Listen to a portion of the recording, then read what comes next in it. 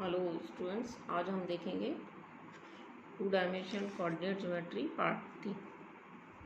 ठीक है। अब पार्ट 3 में हम पार्ट 2 में हमने पढ़ा था डिवीज़न फॉर्मूले के बारे में। आज हम कुछ और इम्पॉर्टेंट कंसेप्ट्स देखेंगे, उसके बाद अपन क्वेश्चंस करेंगे। ठीक है। तो कुछ इम्पॉर्टेंट चीज़ें वो क्या है वो देखिए। एक त्रिभुज है, उसके तीनों शीर्षों के निर्देशांक हमें दे रखे हैं। ठीक है। तो उसके केंद्रक का निर्देशांक निकालने, इसके सवाल हमारे पास आते हैं। तो केंद्रक का निर्देशांक निकालने हैं तो केंद्रक के निर्देशांक क्या होते हैं? तीनों शीर्षों के x निर्देशांकों को जोड़ के 3 का भाग लगा दो और y निर्देशांकों को जोड़ के 3 का भाग लगा दो। ये कहलाता है केंद्रक, और इंग्लिश में इसको कहते हैं सेंट्रॉइड। सेंट्रॉइड। तो किसी त्रिभुज का सेंट्रॉइड होता क्या है ये हमको पता होना चाहिए। तो त्रिभुज का सेंट्रॉइड आपने छोटी क्लासों में पढ़ा होगा कि त्रिभुज ABC है अगर, तो उसका सेंट्रॉइड क्या होता है। तो सेंट्रॉइड क्या होता है? माध्यिकाओं का जो प्रतिच्छेदी बिंदु होता है उसे हम कहते हैं सेंट्रॉइड। ठीक है। क्या होता है? ये त्रिभुज है, इसकी माध्यिकाएं क्या होती हैं? सामने वाले ये त्रिभुज है ABC। ठीक है। तो इसके सामने वाली भुजा को के शीर्ष को सामने वाली भुजा के मिडिल पॉइंट से मिला दें। ये मिडिल पॉइंट है BC। इस तरह से ये मिडिल पॉइंट है,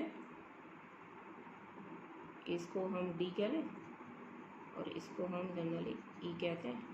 तो ये है ऐसे, यहाँ से भी मिडिल पॉइंट को मिला दें, DA के मिडिल पॉइंट को।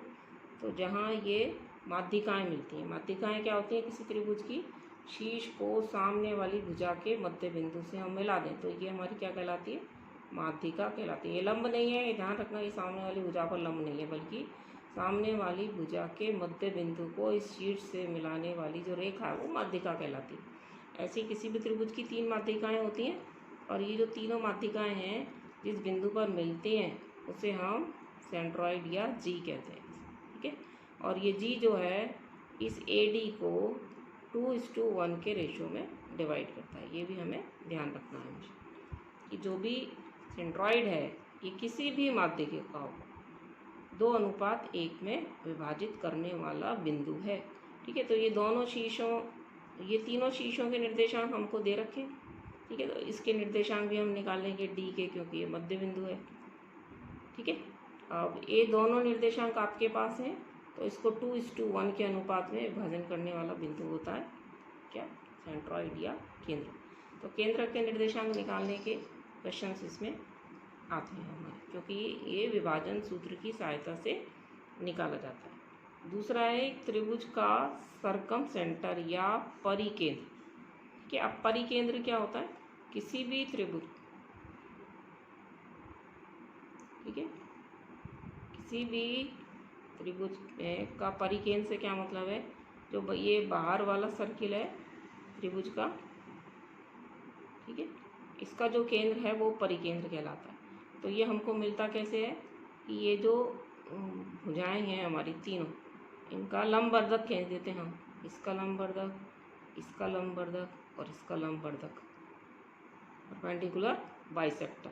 ठीक है। एक है परपेंडिकुलर बाइसेक्टर, तीनों के जहाँ मिलते हैं इसे हम कहते हैं परिगत वृत्त का केंद्र। परिगत मतलब जो बाहर वृत्त बनता है उसका केंद्र। ठीक है। तो इसके केंद्र के निर्देशांक निकालना, परिकेंद्र, त्रिभुज का परिकेंद्र निकालना। ठीक है। तो परिकेंद्र जो होगा वो इन तीनों शीर्षों से गुजरेगा। ठीक है। ये केंद्र होगा, तो यहाँ ये सारी दूरियां बराबर होंगी। जब भी आपको क्या होगा, आप सर्किल ड्रॉ करोगे तो वो तीनों शीर्षों को टच करेगा। तो इसी समय हम यहाँ पर परिकेंद्र निकालना भी सीखेंगे। तो परिकेंद्र निकालने क्या होता है? त्रिभुज के तीनों शीर्षों के निर्देशांक दे रखा होता है, उसका परिकेंद्र या परिगत वृत्त का केंद्र यानी कि सरकम सेंटर निकालना होता है। तो सरकम सेंटर निकालने के लिए सरकम सेंटर वो बिंदु होता है जो इन तीनों शीर्षों से बराबर दूरी पर होता है, क्योंकि जब हम प्रकार की नोक को यहाँ रख के सर्किल खींचेंगे तो वो तीनों को बिंदुओं से निकलेगा।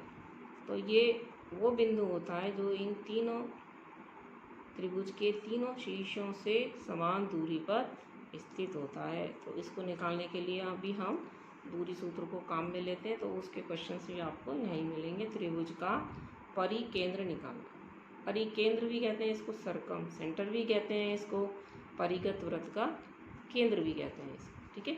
फिर परिगत वृत्त की त्रिज्या भी निकाल लेते हैं। तो इस परिगत केंद्र से किसी भी शीर्ष के दूरी निकाल दो, या इस शीर्ष की दूरी निकाल दो या इस शीर्ष की दूरी निकाल दो, यही हमारी क्या होती है, परिगत वृत्त की त्रिज्या कहलाती है, ठीक है। तो दूसरा इंपॉर्टेंट पॉइंट हो गया परिगत वृत्त का, किसी त्रिभुज के परिगत वृत्त का केंद्र निकालना, ठीक है। ये मैंने यहाँ पर दे रखा है कि परिगत वृत्त का केंद्र एक्चुअली में होता क्या है, भुजाओं के लंबवर्धकों का प्रतिच्छेदी बिंदु होता है। इसके बाद एक और डेफिनेशन है जो शायद यहाँ तो आपकी ज़्यादा काम नहीं आएगी, लेकिन फिर भी आपको आनी चाहिए कि जैसे परिगत वृत्त का केंद्र होता है, ऐसे ही इन सेंटर होता है अंत्यकोण। अंत्यकोण को आई से लिखते हैं हम, और इसको कहते हैं इन सेंटर। तो किसी त्रिभुज के तीनों शीर्षों के अगर हमको निर्देशांक दे रखे हों तो उसका इन सेंटर निकालना। इन सेंटर मतलब अंत्य वृत्त का केंद्र निकालना। अंत्य वृत्त जब हम खींचते हैं किसी भी त्रिभुज का, तो वो एक्चुअली में होता क्या है, वो होता है हमारा त्रिभुज के तीनों शीर्षों, तीनों जो कोण हैं उन कोणों के अंत्य कोणों के हम अर्धक खींचते हैं। वो तीनों अर्धक जहाँ मिलते हैं, इंटरनल जो एंगल्स हैं तीनों त्रिभुज के, उसके हम एंगल्स के बाइसेक्टर ड्रॉ करते हैं, और वो तीनों बाइसेक्टर जहाँ मिलते हैं वो त्रिभुज का इन सेंटर या अंत्यकोण कहलाता है, ठीक है। तो अगर किसी त्रिभुज के तीनों शीर्षों के निर्देशांक x1 y1 x2 y2 x3 y3 हों तो उसके अंत्यकोण के निर्देशांक ये होते हैं ax1 bx2 cx3 a + b + c, ay1 + by2 + cy3 divided by a + b + c, जहाँ a b और c ये जो स्मॉल a b c क्या है, ये तीनों भुजाओं की लंबाइयाँ हैं। a तो है शीर्ष a के सामने वाली भुजा की लंबाई, b है शीर्ष b के सामने वाली भुजा की लंबाई, इसी तरह से c जो है शीर्ष c के सामने वाले भुजा की लंबाई। क्वेश्चन और देखिए, जो हमने त्रिभुज का केंद्रक, परिकेंद्र, अंत्यकेंद्र ये तीनों डेफिनेशंस पढ़ी थी, उस पर आधारित है ये सवाल कि एक त्रिभुज के तीनों शीर्षों के निर्देशांक दे रखे हैं हमको x1 y1 x2 y2 और x3 y। त्रिभुज का हमको केंद्रक निकालना है यानी कि सेंट्रॉइड, परिकेंद्र निकालना है यानी कि सरकम सर्किल का सेंटर, सरकम सेंटर, और फिर हमें निकालना है अंत्यकेंद्र। ये तीनों चीज़ें अभी मैंने आपको डेफिनेशन दी थी, ठीक है। तो सबसे पहले तो केंद्रक क्या होता है, किसी त्रिभुज के तीनों शीर्षक के निर्देशांक हमको दे रखे हों तो केंद्रक के निर्देशांक कैसे निकालने हैं। केंद्रक मैंने आपको क्या बताया था, माध्यिकाओं का प्रतिच्छेदी बिंदु होता है, और ये किसी भी माध्यिका को शीर्ष से अगर हम काउंट करें तो 2:1 में विभाजन करने वाला बिंदु होता है। तो ए बिंदु के हमको निर्देशांक दे रखे हैं, बी बिंदु को निर्देशांक दे रखे हैं, सी के निर्देशांक दे रखे हैं, मध्य बिंदु का निर्देशांक हम बड़े आराम से निकाल सकते हैं। अगर हम ये सीधा फॉर्मूला काम में निकाल लें तो मध्य बिंदु का इस बी और सी के मध्य बिंदु का निर्देशांक निकाल लीजिए। फिर ए डी को 2:1 में विभाजन करने वाला बिंदु होता है, तो विभाजन सूत्र से भी हम इसको निकाल सकते हैं, लेकिन आपको क्या है कि पता होना चाहिए कि केंद्रक के जो निर्देशांक होते हैं त्रिभुज के वो होते हैं x1 + x2 + x3/3 y1 + y2 + y3/3, ठीक है। पूरा सेक्शन फॉर्मूला लगाकर भी 2:1 के अनुपात हम इसको कर सकते हैं, लेकिन हमें जल्दी से करना हो तो आपको क्या है, ये आपका केंद्रक का फॉर्मूला हो गया, सेंट्रॉइड निकालने का फॉर्मूला हो गया। तो कुछ नहीं करना है, तीनों शीर्षों के x निर्देशांकों को जोड़ दीजिए बटा 3, तीनों शीर्षों के y निर्देशांकों को जोड़ दीजिए बटा 3, ये हमारा क्या निकल जाएगा, सेंट्रॉइड निकल जाएगा। अब हमको निकालना परिकेंद्र या सरकम सेंटर, ठीक है।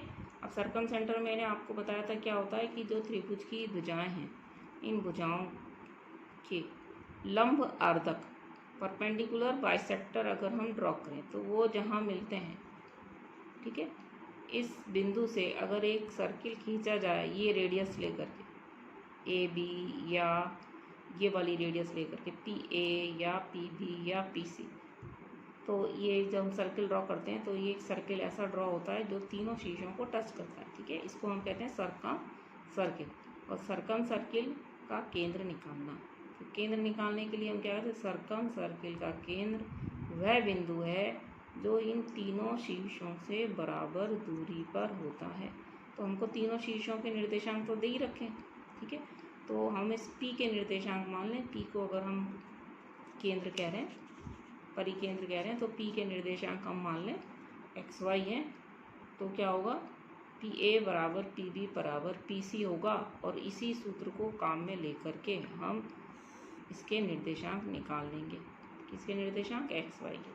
XY के इस P को हमने क्या मान लिया है, इसको हमने मान लिया है XY। तो PA बराबर PB बराबर PC लगाया। PA का मतलब XY माना, तो A के निर्देशांक आपको दे रखे हैं, PA दूरी निकाल लेंगे। B के निर्देशांक हमको दे रखे हैं, PB दूरी निकाल लेंगे, PC दूरी निकाल लेंगे। ये तीनों दूरियां यहाँ निकाली हुई हैं, निर्देशांक आपको दे ही रखे हैं क्वेश्चन में, ठीक है। तो ये है हमारा A के निर्देशांक है 5 -1, और B के निर्देशांक है हमारा -1 5, और C के निर्देशांक है हमारा 6 और 6, ठीक है। अब आपने लगा दीजिए यहाँ PA बराबर PB बराबर PC हमने यहाँ लगाया। तो पहले PA बराबर PB लिया, ठीक है, वहाँ से आपको XY में एक इक्वेशन मिल गई। फिर हम PB बराबर PC ले लेंगे, वहाँ से भी आपको XY में एक इक्वेशन मिल जाएगी, और दोनों इक्वेशन को हम सॉल्व कर लेंगे तो हमें X और Y की वैल्यू मिल जाएगी। तो सर्कम सर्किल का केंद्र मिल जाएगा।